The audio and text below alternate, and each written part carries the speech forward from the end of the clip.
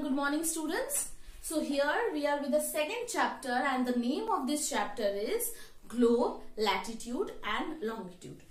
Now I have already done this chapter, but some children are having a little bit confusion about this chapter. So I am repeating this chapter once again with the help of few diagrams and few things which you will very easily understand what is the meaning of globe and latitude and longitude.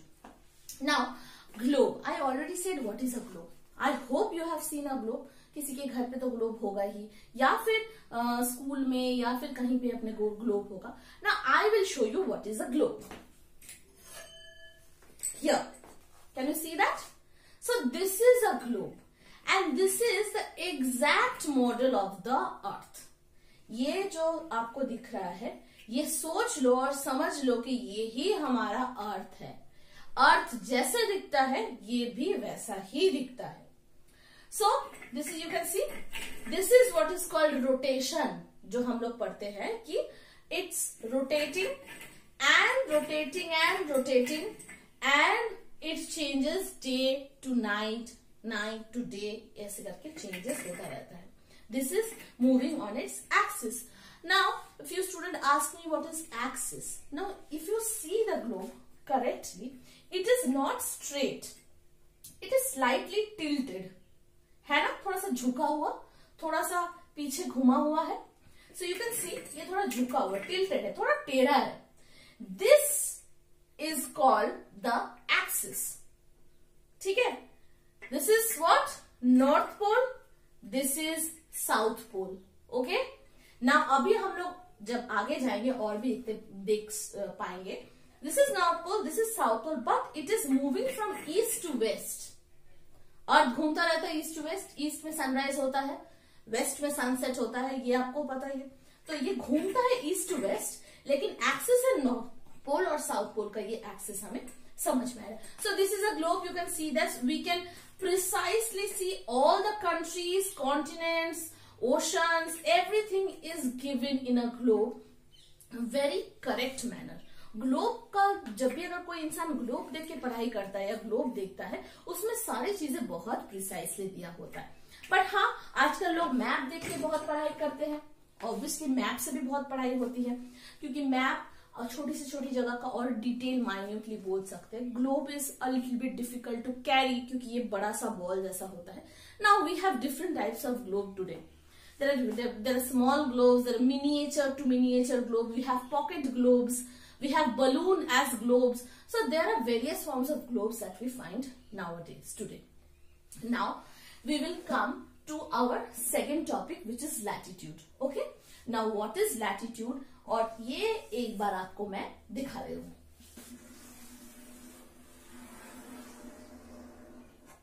Got this? Almost गोल है.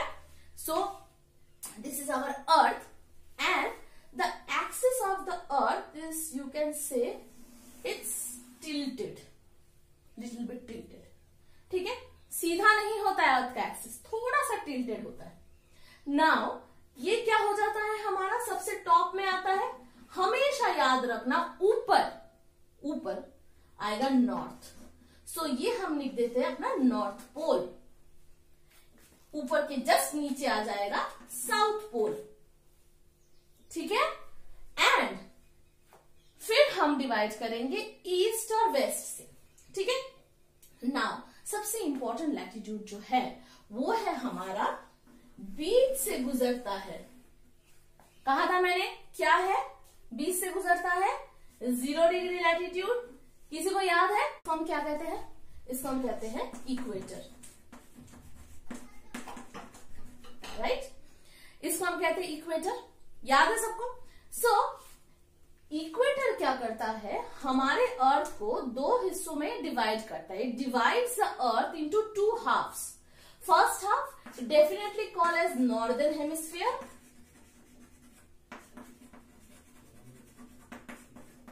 and the second half, obviously in the south, we call it southern hemisphere.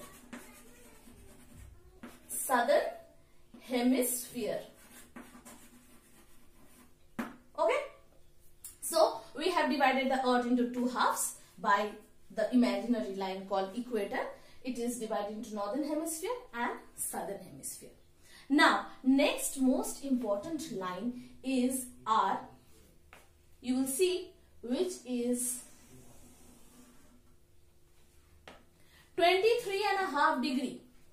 Okay, सबको मिटा देते हैं और फिर we will see the thing which is 23.5 degree north और वही चीज होगा 23.5 डिग्री साउथ. दोनों बराबर होंगे. ये नॉर्थ है बट ये साउथ है. ठीक है, तो इस लाइन को हम क्या कहेंगे? ट्रॉपिक ऑफ कैंसर, और इसको हम कहेंगे ट्रॉपिक ऑफ कैप्रिकॉर्न. ठीक है, tropic of Cancer and this we will call as tropic of Capricorn. Alright, Capricorn. 23.5 degree north, 23.5 degree south, tropic of Cancer, tropic of Capricorn. Okay. Again, another very important latitude. Degree कितना आता है? 66.5 degree north. यही यहां पे भी आ जाएगा 66.5 degree south. क्या कहेंगे हम इसको? इसको हम कहेंगे आर्कटिक सर्कल.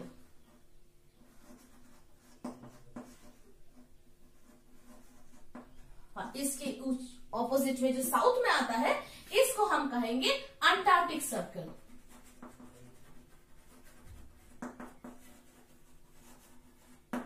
सबसे इंपॉर्टेंट चीज ये, this are the very important latitudes. ये लैटिट्यूड्स हम लोग इसलिए देख रहे हैं कि लैटिट्यूड, एक इंसान को अगर लैटिट्यूड एंड लॉन्गिट्यूड का पता चल जाता है then it is very easy for a person to search in a globe where he और she is staying and where what could be the time, what could be the difference of the time, date क्या होगा. ये latitude और longitude जानने से बहुत easy हो जाता है. Now so we have done this. ये हो गया आपका north pole, south pole, southern hemisphere, northern hemisphere. बीच वाला जो लाइन है अर्थ को डिवाइड करता है 0 डिग्री. उसके बाद ट्रॉपिक ऑफ कैंसर आ जाता है, फिर ट्रॉपिक ऑफ कैप्रिकॉर्न आ जाता है, आर्टिक सर्कल आ जाता है, अंटार्कटिक सर्कल आ जाता है. नाउ इमेजिन करो कि ये नॉर्थ हो गया, ये साउथ हो गया, तो हम इसको कर देते हैं ईस्ट और इसको कर देते हैं वेस्ट. ईस्ट में सनराइज हो रहा है. चलो, सन अर्थ तो हमारा रोटेट करता रहता है, लेकिन एक बात है, ये तीनों लाइन में सबसे इंपॉर्टेंट हीट जोन्स है. ठीक है, हीट जोन्स. अब हीट जोन्स को हम कैसे बताएंगे? अब हीट जोन्स को देखो हम ऐसे बता सकते हैं.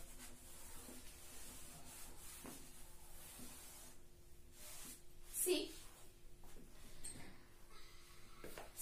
सन रेज डायरेक्टली पड़ता है इक्वेटर में. ये क्या है? 0 डिग्री इक्वेटर में. तो हमारे इक्वेटर, हमारा वर्ल्ड है ये हमारा अर्थ है. तो हमारा अर्थ के ऊपर जहां जहां पे इक्वेटर गुजरता है, जो जो कंट्री से इक्वेटर गुजरता है, देखो यहाँ पे सन रेज डायरेक्टली. अब कोई जगह पे डायरेक्ट लाइट पड़ेगा तो उसको हीट ज्यादा पहुंचेगा, और लाइट थोड़ा सा स्लांटिंग हो जाएगा तो ऑब्वियसली उसका स्पेस थोड़ा रिफ्लेक्ट करके बाहर निकल जाएगा. इसी वजह से क्या होगा? हीट थोड़ा कम होगा. तो देखो इक्वेटर पे डायरेक्ट सन रेज पड़ता है. तो इक्वेटर जिस कंट्री से या फिर जिस कॉन्टिनेंट से गुजरता है वो हो जाते हैं सबसे हीट और सबसे hottest place in the world. इस जगह को हम कहेंगे क्या? Torrid zone. क्या कहेंगे हम? Torrid zone. याद रखना, हॉट एंड टॉरिड. सबसे हॉट होता है इक्वेटर, टॉरिड जोन. इस एरिया को हम टॉरिड जोन कहेंगे. ठीक है, और वैसे ही जैसे सन रेज यहां से देखो स्लांटिंग रेज आएंगे, है ना, स्ट्रेट रेज तो नहीं है. इस एरिया को ट्रॉपिक ऑफ कैंसर से लेके ट्रॉपिक ऑफ कैप्रिकॉर्न तक, इस एरिया जो है इसको हम क्या कहेंगे? इसको हम कहेंगे टेम्परेट जोन.